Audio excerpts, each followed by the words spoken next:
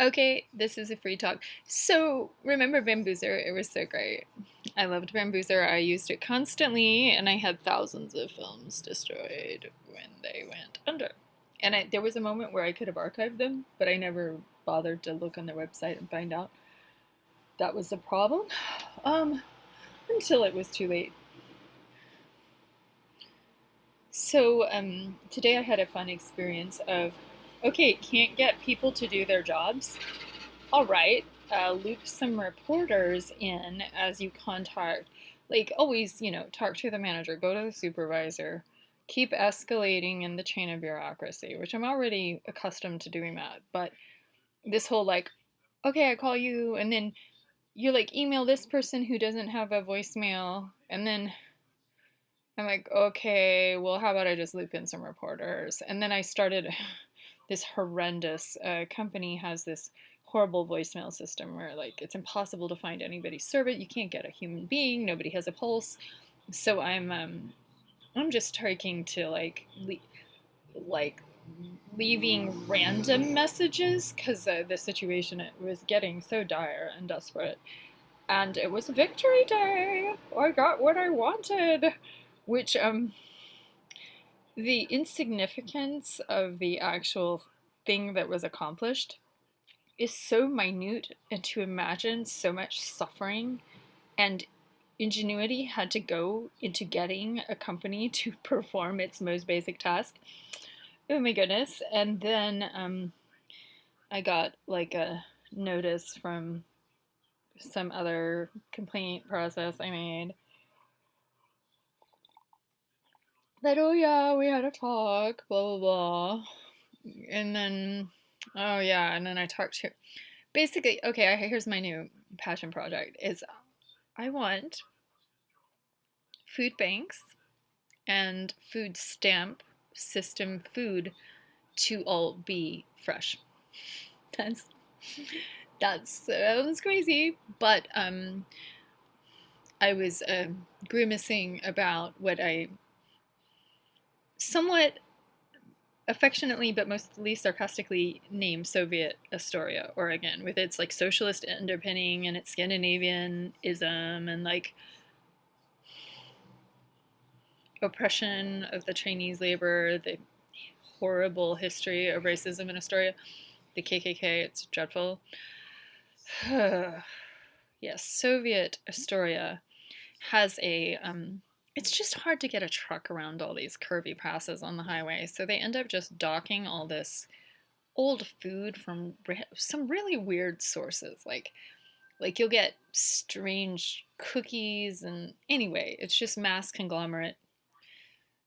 It's basically waste product food where factories overproduce.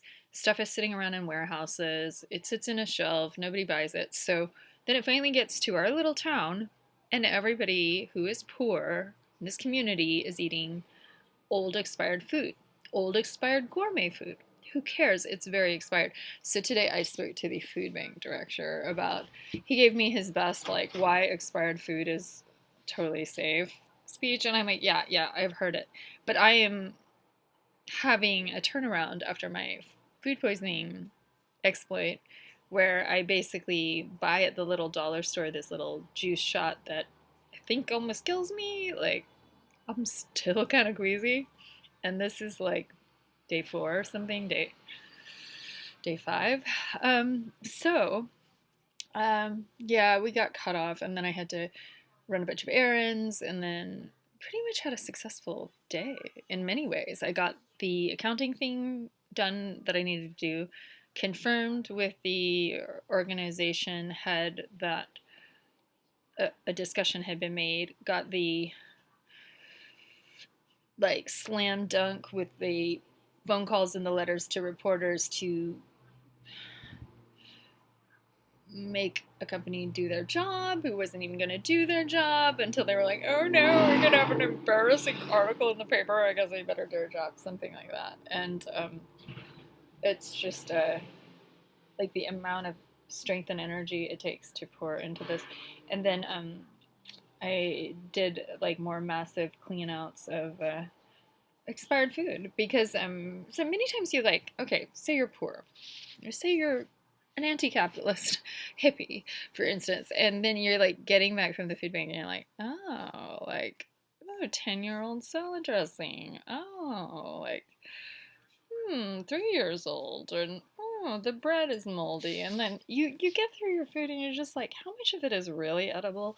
And then once I had this bad, like, horrible food poisoning incident, I was like, wait a minute. I found that the potato flakes were expired, the lentils were expired, the margarine, which I think is Safeway's fault, and I haven't called them on it, was expired. And I was like, I just bought that recently. How is that expired? That makes no sense.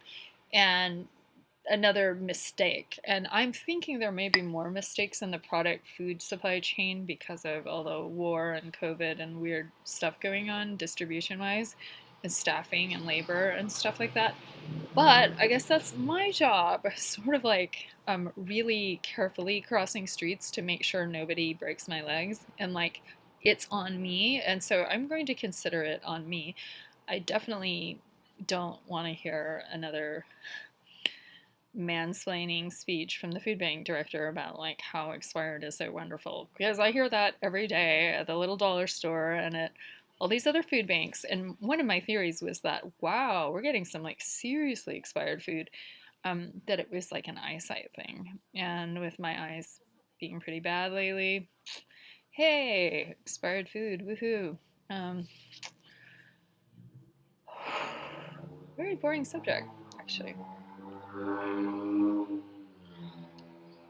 Then trying to like figure out this billing payment process thing, and actually spent about an hour dealing with on the phone, and then sent an email to a person who was appreciative. So I'm glad I'm being assistive. It's like, what is it I do? And then very strangely, there is a kind of an exciting chance of a photo shoot. But I had this lovely photographer in Nashville where I grew up. He was just like, I want to take pictures of you. And her mom was a photographer, and they had like a lab in their basement. It was like all these chemicals, and I never saw that photo shoot. And she's doing weddings, and she's like, just was destined to be this professional photographer. And I was 19, I think, at the time. And I sometimes think about being like, Haley, do you have those photos from like a million years ago? I never saw them. But I think maybe she showed me one.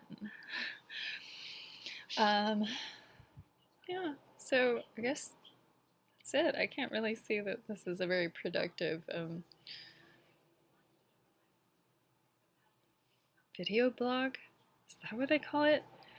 And so here's the theory. Mom said that after like 20 years of plucking your eyebrows, which evidently dates you, I read this in a magazine or something, that if you have those like really pencily thin eyebrows that were like really cool in the 90s, then your age shows because you're emulating an age that's no longer in style and it hasn't been in style for a long time. But there's like a whole generation of women that are still doing it, even including my little sister who's quite younger than me. But she was like, I have white eyebrow hairs, and I was like, well, I talked to mom about it, and I was like, she's like, well, yes, it basically I'd read that the melanin gets damaged in the hair follicle.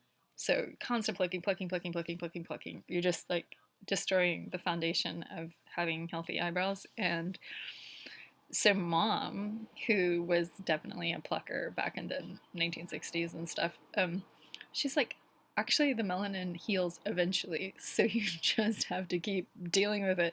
And one thing I think about is like getting some really like a light brownish blondish like mascara and going like, yeah, right. And the thing I really loved about pencil thin eyebrows is that I think my eyebrows were too dramatic, and people were always thinking I was mad at them or something, because I've got these like pensive, thick, really thick eyebrows. So I just kept them very, very thin, like my entire adult life. Till recently, I've experimented with growing them out, but the white is just peculiar, and they're even kind of misshapen because it's as if like the hair follicles like I don't know which way to grow and like sending like little shoots in strange directions like we'll just go down this way. But my grandpa's eyebrows did that, and my grandma would be like coming at him with the tweezers like his would sort of like grow up his face like a trellised like a rose bush or like some kind of plant, like crawling plant. That were quite bizarre. So, I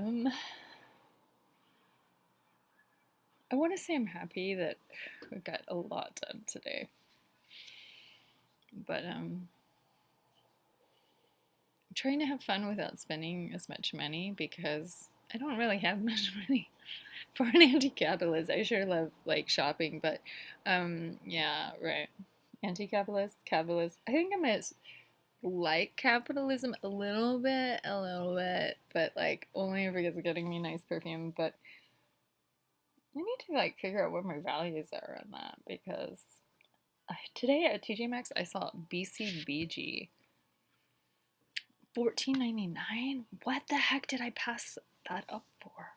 What am I thinking? But I don't know how it smells, and I was so woozy because I went out there with no coffee and was just like throbbing headache and dehydrated and like halfway asleep. And pretty soon I was just like sniffing all the perfumes to the point that I had like so much women's perfume in my nose that I was just like feeling sick. So I could not complete a transaction relating to perfume, which is strange because I'm completely obsessed with perfume and aromatherapy.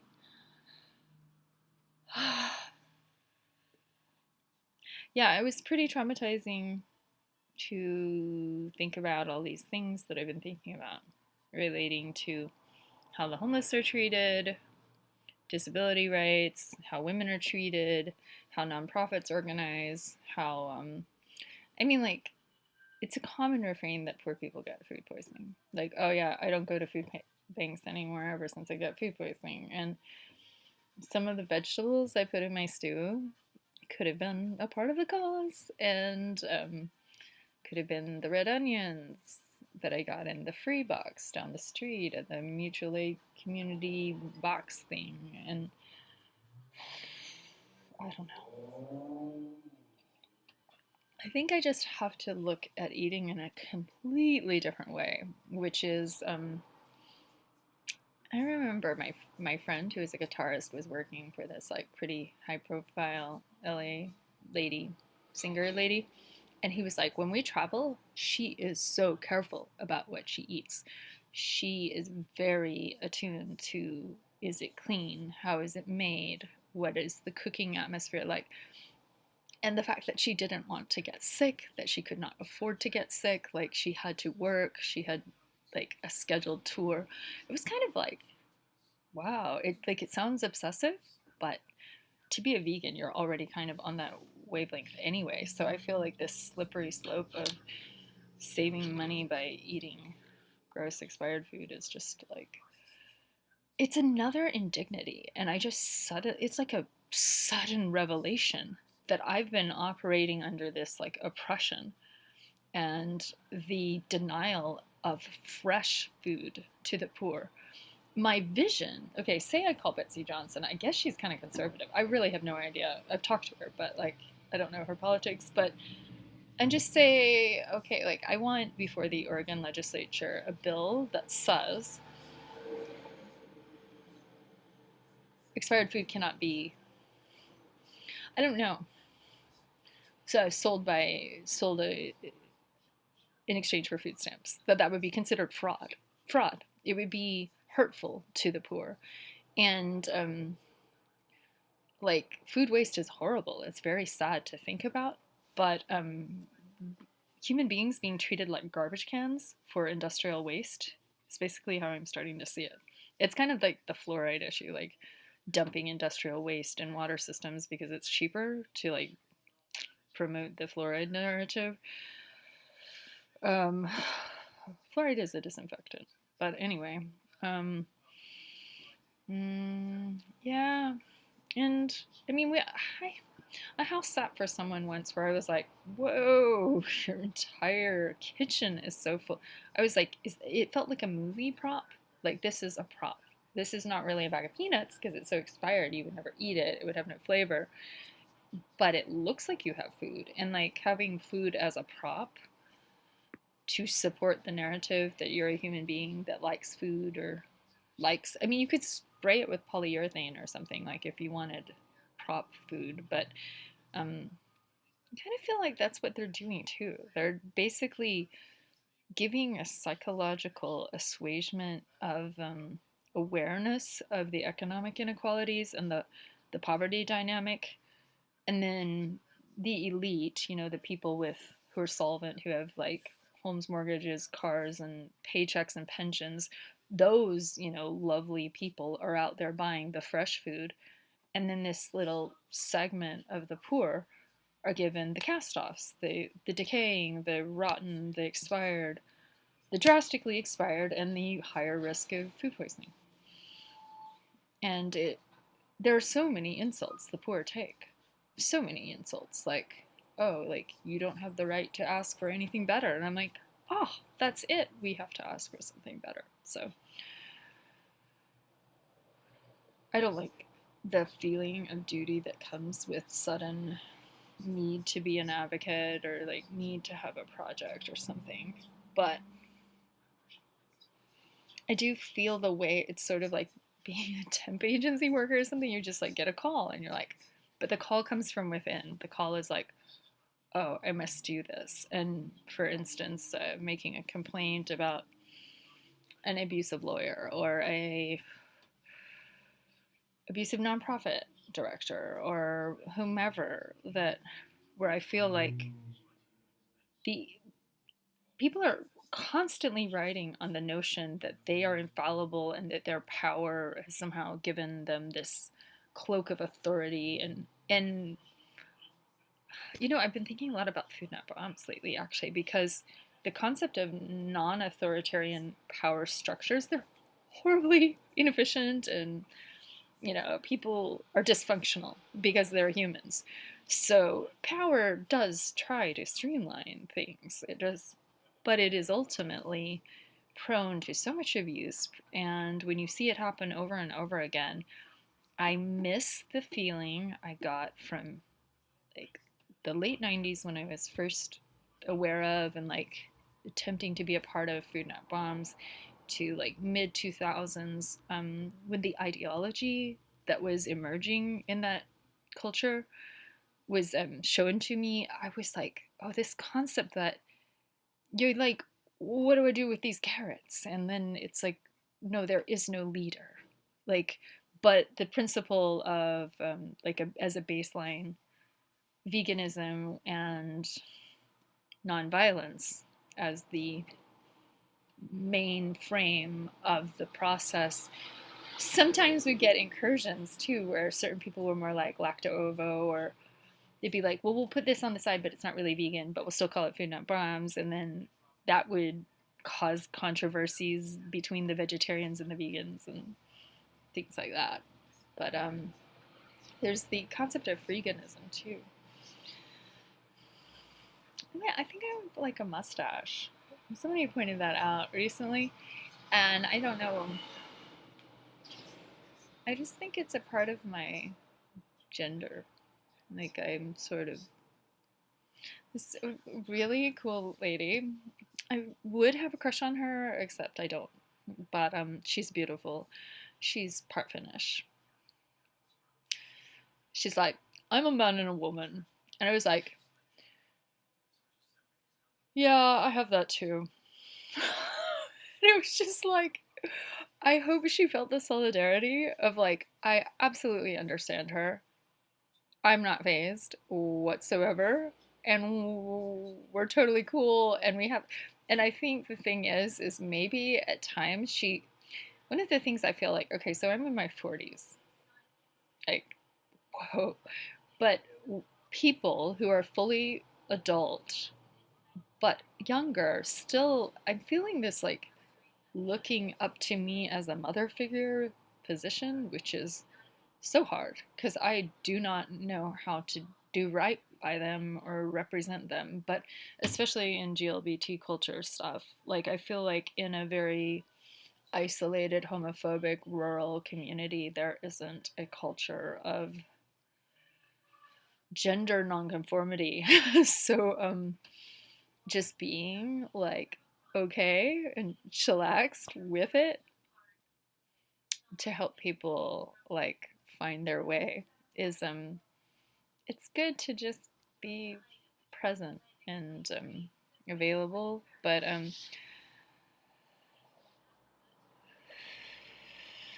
I don't exactly feel like a mom or anything, but she's so cool, so cool, and I hope the best for her. And I feel a lot of pain when I see how society treats young women and how like mid 20s, early 20s, like how they're treated in a condescending manner, how things are not self obvious and evident, and especially in the GLBT spectrum in terms of how they're recognized and how the inequalities in systems are showing themselves. And she finds her power. And I see the way she does. And it like reminds me exactly of myself at her age. And it's kind of inspiring. The younger inspiring. So how am I gonna ever talk to a person I'm not naming their name? I mean, I have something I need to speak with her about, and I don't know how to bring it up. I tried to write an email, then I didn't send it, and I've already had a phone call. It felt somewhat agonizing and gross, but she was like, "Thank you for expressing, blah, blah, blah, blah, blah." But I didn't hit every detail. I missed some points, and maybe I just need to keep running, keep moving, and this,